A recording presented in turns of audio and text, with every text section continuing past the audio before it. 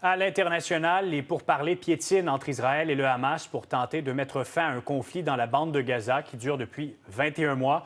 Les deux s'accusent d'enrayer leurs négociations indirectes, mais sur le terrain, l'armée israélienne continue son offensive. Plus de 20 Palestiniens ont été tués dans de nouvelles frappes aujourd'hui.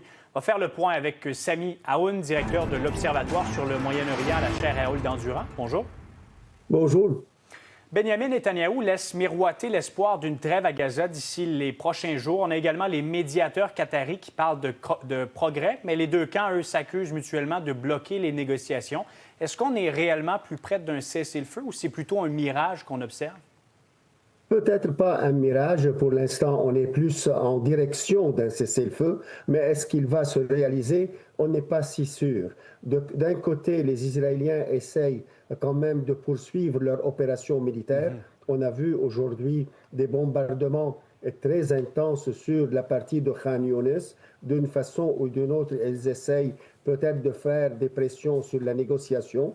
Aussi, le Hamas a commencé une tactique avec le djihad, des embuscades où il y a beaucoup de soldats israéliens qui ont été tués ou blessés. Et en ce sens, on est toujours dans cette façon de faire des pressions mutuelles. Mais pour l'instant, on pourrait dire qu'il y a déjà une certaine avance.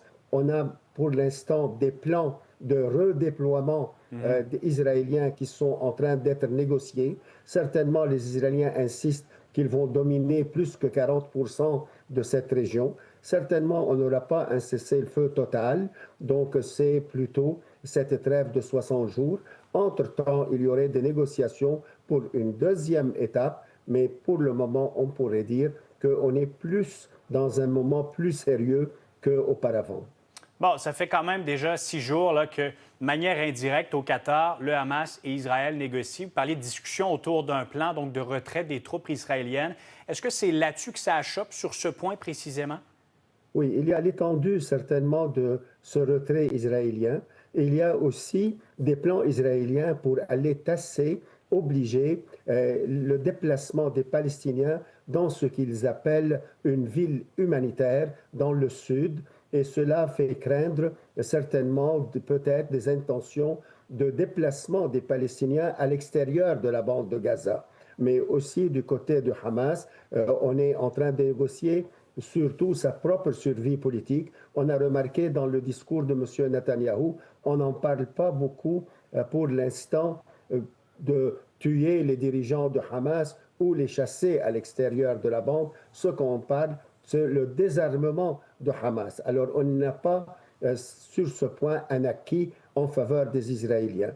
Aussi, il y a la pression qui vient, comme vous dites, des négociateurs au Qatar. Il faut inclure l'Égypte, qu'ils veulent mettre fin au moins dans ce cessez-le-feu pour que la population gazaoui regagne quand même une certaine petite normalité, même peut-être limitée, de façon à arrêter. Il y a le spectre de la famine, il y a le spectre d'un essoufflement assez important dans la vie des Gazaouis.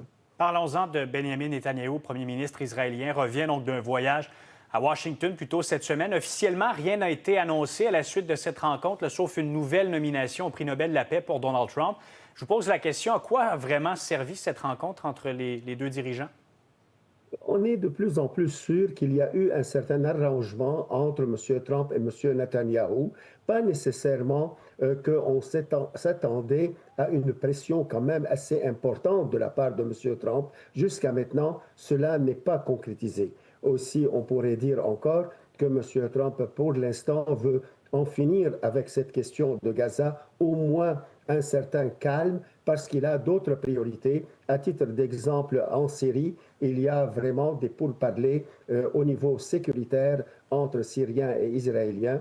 Il a aussi d'autres possibilités d'essayer d'élargir ce qu'on appelle les accords d'Abraham et les renforcer pour le moment. Alors c'est pourquoi M. Trump a une vision plus large que celle de M. Netanyahou. Et lui, il est plus concentré à gagner sa bataille contre le Hamas, le désarmement de Hamas, et aussi sauvegarder son propre cabinet.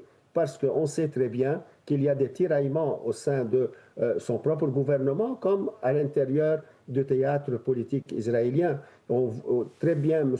Netanyahou insiste à ce que les sionistes religieux, particulièrement le ministre Smotrich et Ben-Gvir, qu'ils restent dans le cabinet, au moins de ne pas voir quand même que son gouvernement tombe avant le 25 juillet où la Knesset rentre dans ses vacances estivales. À ce moment, il va se renforcer et peut-être à ce moment va faire des concessions ou quand même peut-être répondre aux besoins de M. Trump d'une façon plus sérieuse. Voilà, Sami Aoun, directeur de l'Observatoire sur le Moyen-Orient, la chaire Raoul Dandurand. Merci beaucoup d'avoir été avec nous. Je vous en prie. Au revoir. Au revoir.